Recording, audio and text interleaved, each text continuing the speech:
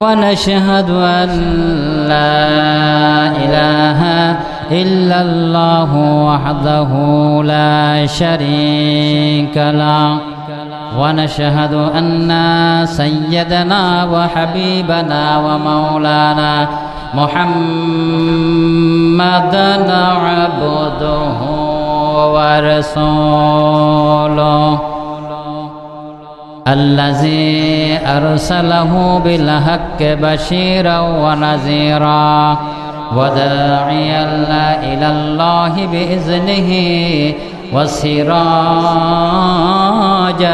منيرا فقد قال الله تعالى في كلامه المجيد والفرقانه الحميد أعوذ بالله من الشيطان الرجيم بسم الله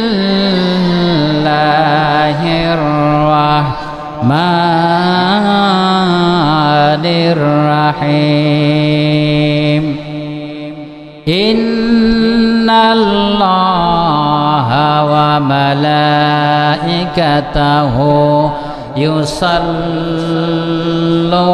يصلون على النبي يا أيها الذين آمنوا صلوا عليه وسلموا تسليما اللهم صل على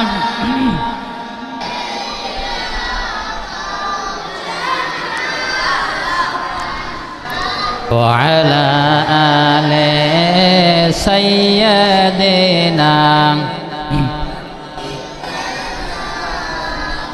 আমরা আল্লাহ তাআলার কাছে শুকরিয়া আদায় করি যে মহান রব্বুল আলামিন তিনি অত্যন্ত দয়া করে মায়া করে আপনাকে আমাকে আজকের এই মিয়া সাহেবের ডাঙ্গা জামে মসজিদ যুব কমিটি কর্তৃক আয়োজিত এই তাফসিরুল কোরআন মাহফিল এই মাহফিলে আমাদের সকলকে আসার মতন সুযোগ যে আল্লাহ তাআলা দান করলেন সেই মহান মাবুদকে খুশি করার জন্য আমরা শুকরিয়া আদায় করি সবাই বলি আলহামদুলিল্লাহ মোহাব্বতের সাথে আরো জোরে বলি আলহামদুলিল্লাহ আমার বন্ধুগণ আপনারা জানেন যে আজকের এই যে দোয়া অনুষ্ঠান যুবকেরা কেন ইন্তজাম করেছেন তার কারণ হলো একটা দীর্ঘ 15টি বছর পর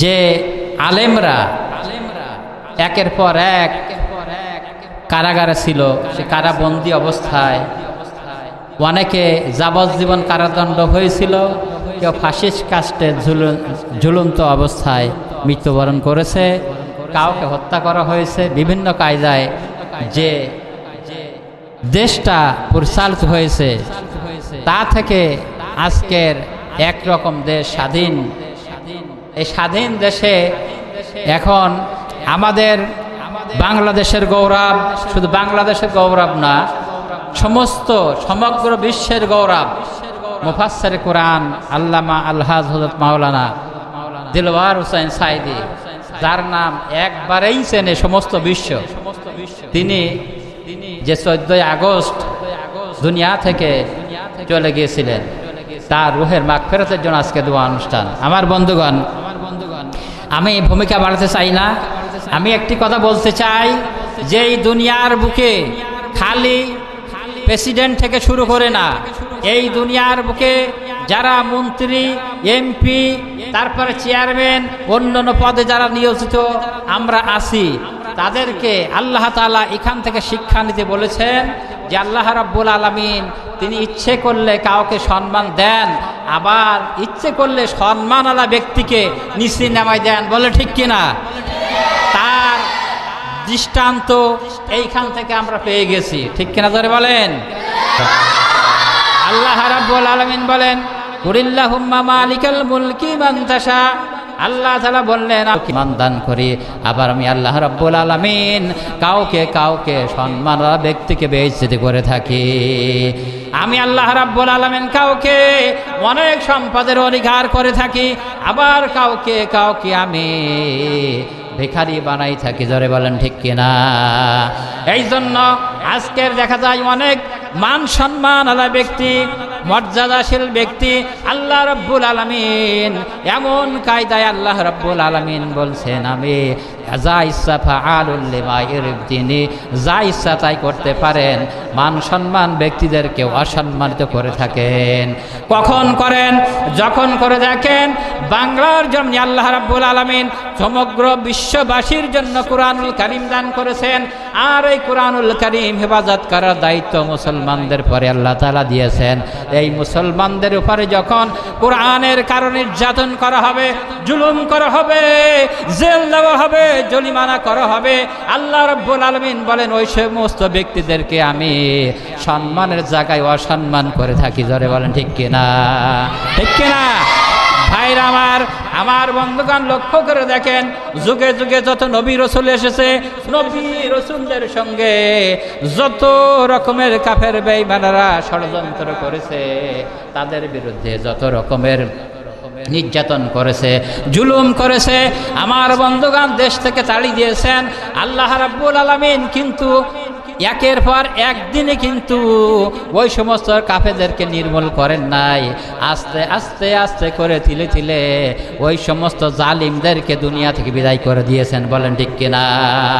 আমার বন্ধুগণ, আমার ভাইরা, যেখানে হযরতে মুসা আলাইহিস সালাম ছিল, সেখানে ফিরাউন ছিল না? ছিল না? জোরে বলেন। আমার বন্ধুগণ, যেখানে মুসা আলাইহিস সালামকে আল্লাহ তাআলা পাঠালেন, পাশাপাশি সেখানে দেখা গেল আল্লাহ রাব্বুল আলামিন ফিরাউনকে আবার পাঠিয়েছেন। যেখানে ইব্রাহিম আলাইহিস সালামকে আল্লাহ তাআলা পাঠালেন, নবী হিসাবে পাঠালেন, ওইখানে আল্লাহ রাব্বুল আলামিন তার প্রতিদ্বন্দ্বিতা করার জন্য, তার বিরোধিতা করার জন্য নমরুদকে সেখানে পয়দা হয়ে গেছে। বলেন ঠিক কিনা? আমার বন্ধুগণ, এই দৃষ্টান্ত আমি কয়েকটা উল্লেখ করে আলোচনা শেষ করতে চাই, যেহেতু সময় হয়ে যাচ্ছে। আমার বন্ধুগণ, আমি কয়েকটা উদাহরণ দিতে চাই। আল্লাহ রাব্বুল আলামিন আজকের আমরা যেখানে উপস্থিত হয়েছি, আমরা মনে করব না ক্ষমতার অধিকারী হয়ে গেছি বলে যা ইচ্ছা তাই করব। আমি যা ইচ্ছা কলমের খোসায়, কলমের আগায় আমি যা ইচ্ছা তাই করব। আমি কাউকে অন্যায়ভাবে জুলুম করে, নির্যাতন করে জেলখানায় ঢুকাবো, কাউর পরে হামলা মামলা দেব।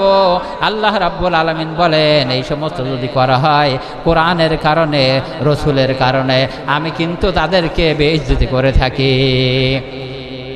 আমার বন্ধুগণ, এই জন্য আল্লাহ রাব্বুল আলামিন কোরআনুল কারীমের ভিতরে বলছেন ওয়া ইন মিন উম্মাতিন খালাসিনা হানাদির।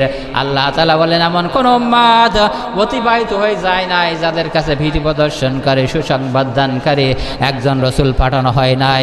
যত মানুষ এসেছে, যত কওম এসেছে, সে কওমের জন্য আমি আল্লাহ রাব্বুল আলামিন এক একজন নবী করে পাঠিয়েছি। জোরে বলেন সুবহানাল্লাহ। আমরা আল্লাহ পাক বলছেন আমি এই জন্য নবীকে পাঠালাম। আমি নবীকে পাঠানোর পরে আমার একটা আফসোস হলো। সে আফসোসটা কি? আল্লাহ তাআলা নিজে কোরআনুল কারীমের ভিতরে বলছেন। আল্লাহ রাব্বুল আলামিন বলছেন ইয়া হাসরাতান আলাল ইবাদি মা ইয়াতিহিম মির রাসূলিন ইল্লা কানু বিহি ইয়াসতাহজিউন। জোরে বলুন আল্লাহু আকবার। আল্লাহ তাআলা বললেন আমার আফসোস এই জায়গায়, আমি একজন এমন রসুলকে পাঠাইলাম না যার সঙ্গে তার কওমেরা দুর্ব্যবহার করে নাই, তার দেশ থেকে তাড়িয়ে দেয় নাই, জরিমানা করে নাই, জেল দেয় নাই, এমন কোন রসুলকে আমি পাঠাইলাম না বান্দারা যার সঙ্গে এমন আচরণ করে নাই। তাহলে আল্লাহ দেখা গেল যুগে যুগে যত কওম এসেছে, যুগে যত কওমের ছিল, নবীরা ছিল, ওই নবীদের উপরে জুলুম নির্যাতন করেছে তার কওমেরা। আমার বন্ধুগণ, আমি বলতে চাই আমরা যেন আল্লাহ রাব্বুল আলামিনের গোলামি করে, আল্লাহ তাআলা দাসত্ব করে আমরা যেন আল্লাহ তাআলা নৈকট্য হাসিল করতে পারি। আমার বন্ধুগণ, লক্ষ্য করে দেখেন, আল্লাহ রাব্বুল আলামিন যখন মুসা আলাইহিস সালামকে পাঠালেন, মুসা আলাইহিস সালামকে যখন পাঠালেন, মুসা আলাইহিস সালামকে অর্ডার দিয়ে দিলেন। মুসা আলাইহিস সালামকে বললেন, আল্লাহ তাআলা বললেন যে এই দুনিয়ার রাষ্ট্রপ্রধান, এই যুগের রাষ্ট্রপ্রধান ফিরাউন, তার কাছে তুমি কলেমার দাওয়াত নিয়ে যাও। কথাগুলো ভালো করে খেয়াল করবেন। কিন্তু আল্লাহ তাআলা বললেন, মুসা আলাইহিস সালামকে বললেন, পয়গম্বর মুসা, আগে তোমার যে প্রেসিডেন্ট হয়ে বসে আছে ফিরাউন, এই ফিরাউনের কাছে কলেমার দাওয়াত নিয়ে যাও। আমার বন্ধুগণ, আল্লাহ তাআলা সেটা কুরআনুল কারীমের ভিতরে জানা দিয়েছিলেন। আল্লাহ রাব্বুল আলামিন বলেন, ওয়ালাকাদ আরসালনা মুসা বিআয়াতিনা ইলা ফিরআউনা ওয়া মালাইহি ফাকালা ইন্নী রাসূলু রাব্বিল আলামিন।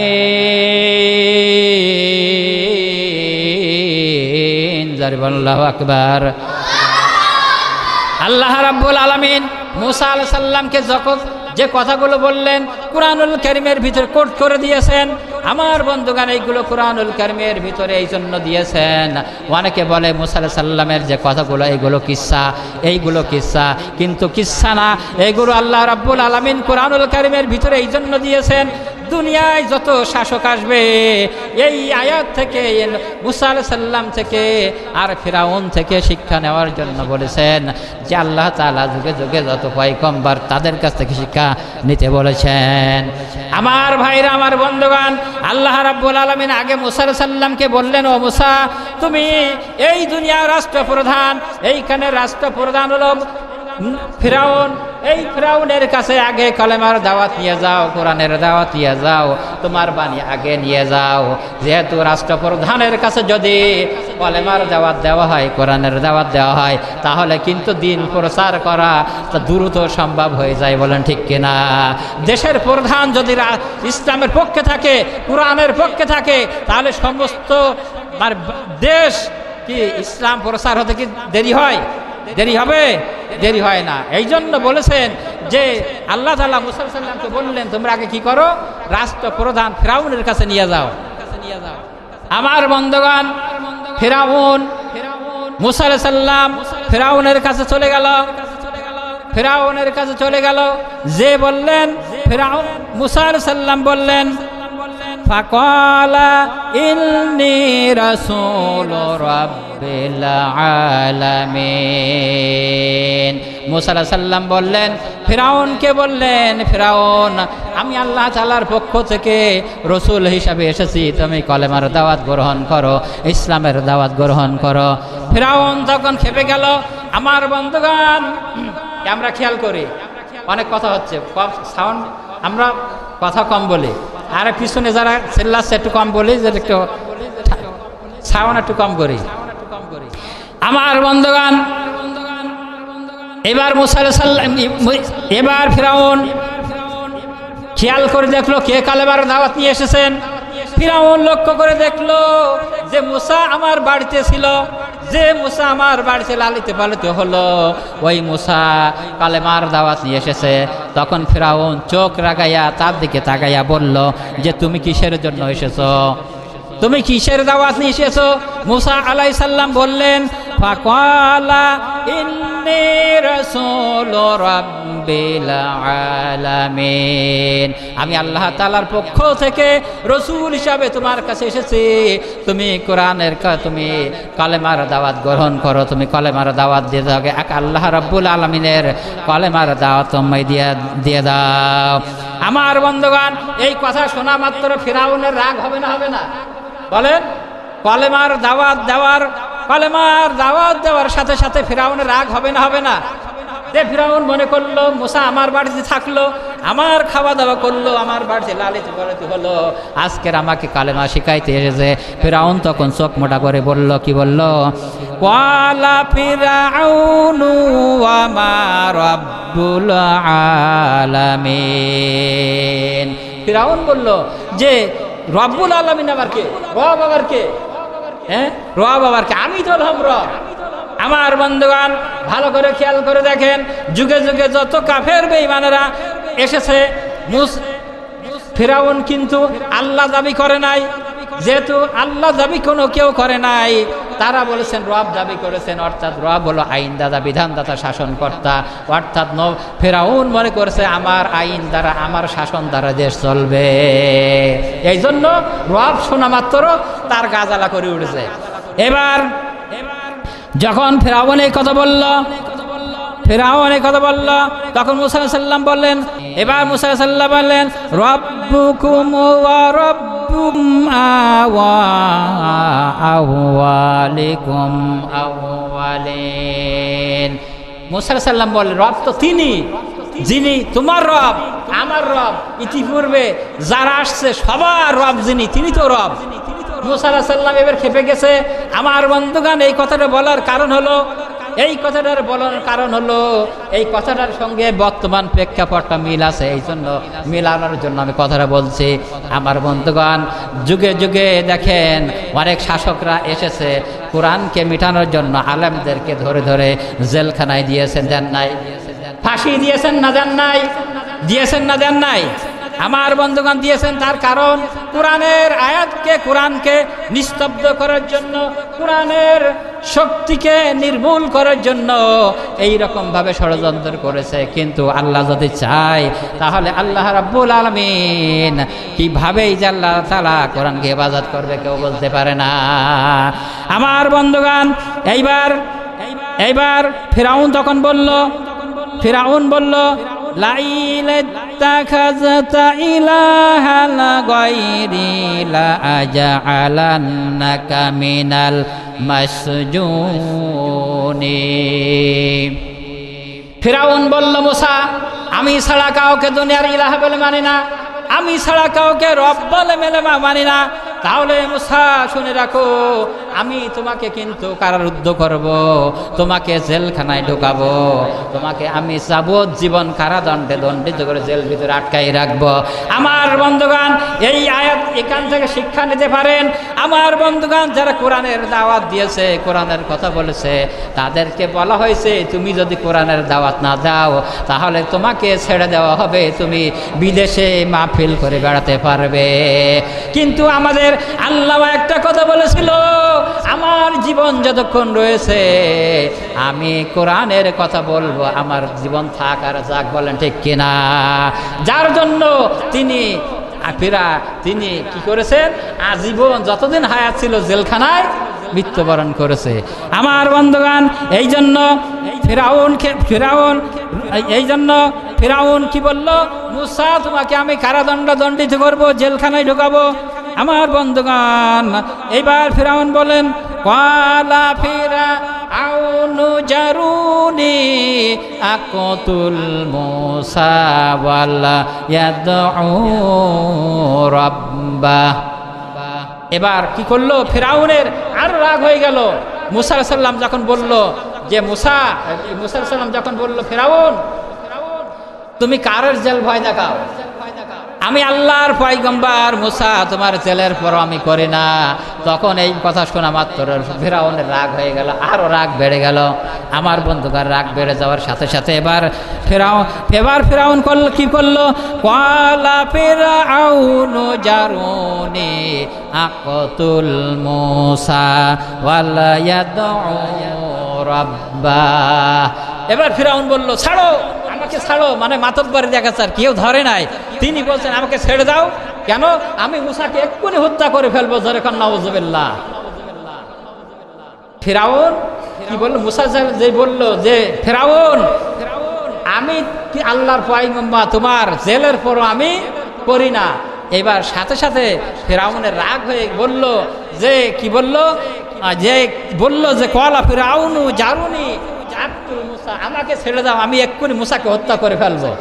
আসলে ব্যাপার হয়েছে কেউ ধরেও না, কেউ ধরিনি, কিন্তু মাতব্বারি দেখায় আর কি, বলে যে এক্ষুনি মুসাকে হত্যা করবো। আমার বন্ধুগণ, এইখান থেকে শিক্ষা নেওয়ার জন্য বলেছেন। এবার আল্লাহ রাব্বুল আলামিন এই ফিরাউনকে কিভাবে, ফিরাউন যখন মুসা আলাইহিস সালামকে মেরে ফেলবে বলেন, এবার ক্ষিপ্ত হয়ে গেলেন। আমার বন্ধুগণ, স্বৈরাজ শাসকরা সব একত্রিত হয়ে গেল, তার যত ডিপার্টমেন্টের লোক রয়েছে সবাই যখন একত্রিত হয়ে গেল মুসা আলাইহিস সালামকে মেরে ফেলবে, হত্যা করে ফেলবে। মুসা আলাইহিস সালাম কি করলেন, তার কওমদেরকে নিয়ে নীল নদের কিনারায় চলে গেলেন। ওইখান থেকে ওই দিকে পাড়ি দিবেন বলে এরকম আশা নিয়ে চলে গেলেন। আমার বন্ধুগণ, নীল নদীর কিনারায় মুসা আলাইহিস সালাম যখন তার কওমকে, উম্মতদেরকে নিয়ে বসে আছেন, দূর থেকে উম্মতরা দেখতে পেল যে চারিদিক থেকে যে ফিরাউনের লোক লস্কর আমাদেরকে ঘেরাও করে ফেলেছে। চারিদিকে 3 দিকে ফিরাউনের লোক লস্কর, আর সামনে হলো দরিয়া।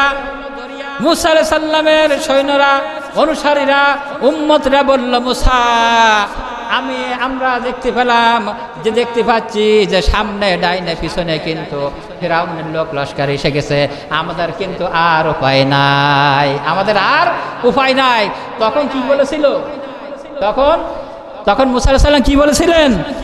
তখন মুসা আলাইহিস সালাম বলেছিলেন, কাল্লা রব্বি সায়াহদি।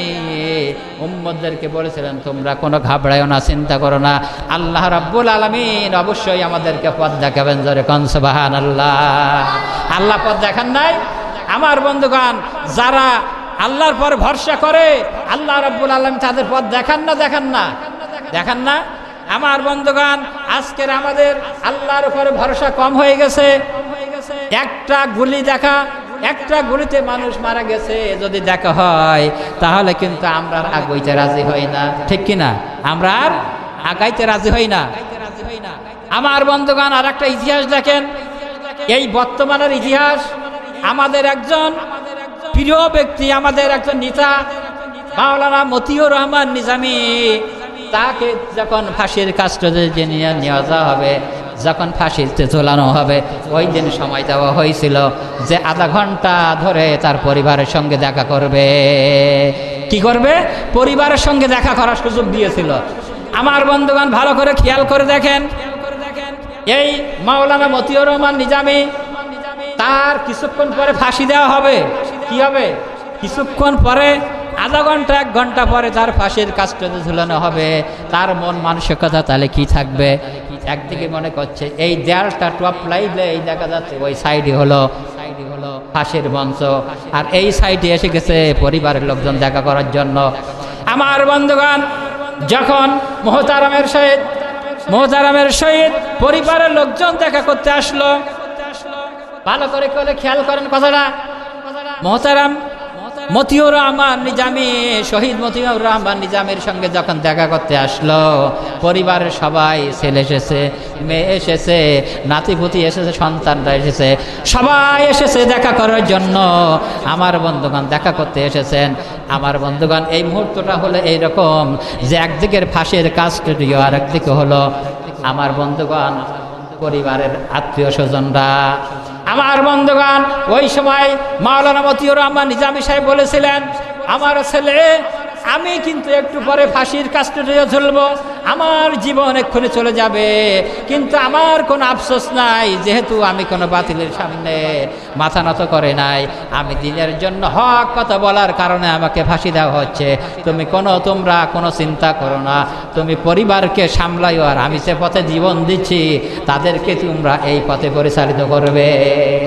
কি ধরনের কথা!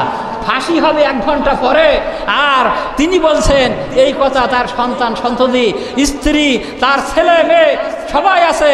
তাহলে এইরকম দৃপ্ত কণ্ঠে তিনি তাদেরকে নসিহত করতেছেন। আর আমরা হলে কি করতাম? ছেলে মেয়ে এখন যাও দিন, এখন আমি টেনশনে বাঁচতেছি না, এরকম বলতো না বলতো না।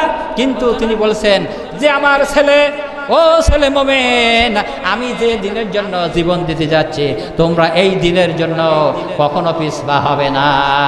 আমার বন্ধুগণ, এই কথা বলতে বলতে যখন আধা ঘন্টা টাইম পার হয়ে গেল, কারারক্ষী আসলো, এসে বলল, হুজুর আপনার টাইম শেষ হয়ে গেছে, আপনি চলেন। পরিবার থেকে বিচ্ছিন্ন করা হলো। আমার বন্ধুগণ, পরিবার গেট থেকে বাইর হয়ে যাচ্ছে। মাওলানা সাহেব তিনি দেখতে যাচ্ছে, মাওলানা মতিউর রহমান নিজামী তিনি দেখা গেল যে তিনি যখন এবার ফাঁসির দিকে চলে যাবে, যেটা গেট পার হতে নাই হতে আবার ফিরে দেখলো আমার সন্তানেরা চলে যাচ্ছে, আমার কলিজার স্ত্রী চলে যাচ্ছে, সন্তানরা চলে যাচ্ছে। ওইখান থেকে আবার ডাক দিল, ও আমার ছেলে মোমেন, ও মোমেন, কলিজার ডুকরা ছেলে মোমেন। ডুকরায় এইভাবে মানে কান্না জড়িত কণ্ঠে ডাক দিল। পরিবারের সবাই আবার হাও মাও করতে করতে চলে আসলো। এসে পিতাকে জড়িয়ে ধরে বলল, পিতা কি হয়েছে? পিতা বলল, মোমেন, আমি একটা জিনিসের সিদ্ধান্ত নিতে পারছি না, এই সিদ্ধান্ত তুমি একটু দিয়ে যাও। ছেলে বলছেন, কিসের সিদ্ধান্ত আব্বাজান? আপনি তাড়াতাড়ি বলেন, কি সিদ্ধান্ত নিতে পারছেন না?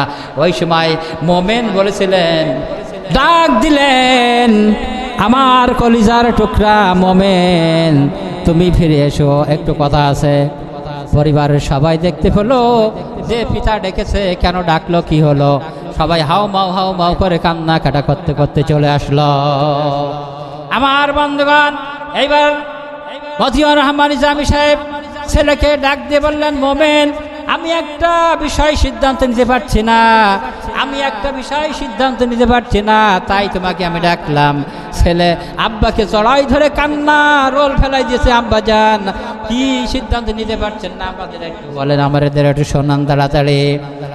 আমার বন্ধুগণ, নিজামী সাহেব বললেন, আমার ছেলে, আমি একটা সিদ্ধান্ত নিতে পারছি না, সেইটা হলো এই যে আমি ফাঁসির মঞ্চে এখন ঝুলবো, কিন্তু আমি কোন পোশাকে যাইব এইটা আমি সিদ্ধান্ত নিতে পারলাম না।